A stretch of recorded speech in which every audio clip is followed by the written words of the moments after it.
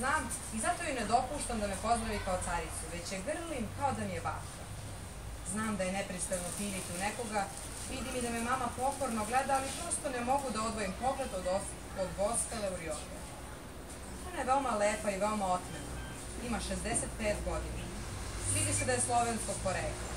Njena put je svetla i meka, oči krupne i blistavo plave, nos mali i štadan, usne pune i lepo skrone.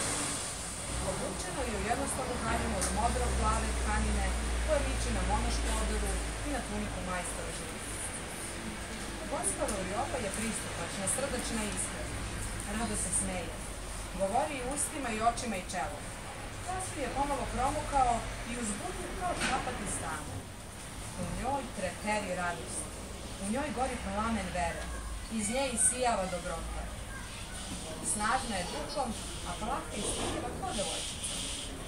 A njene ikone nikada, zaista nikada nisam videla takav život. Najpre razgledam one koje krase glavu, odaju stana carice. Zatim me Gospela Euriopa vodi u svoju radionicu, u svoj hram, u carstvo na zemlji. Sa svih zidova gledaju sveti likovi. Zapažam da je na većini slika izobražena presveta Bogorodica, kao da je Gospela Euriopa zavetovana našoj miloj majčici. Stoje. Znam da su oko mene slike, a čini mi se da je mila majčica živa predamnom. Gleda me i njen me pogled dira u dušu.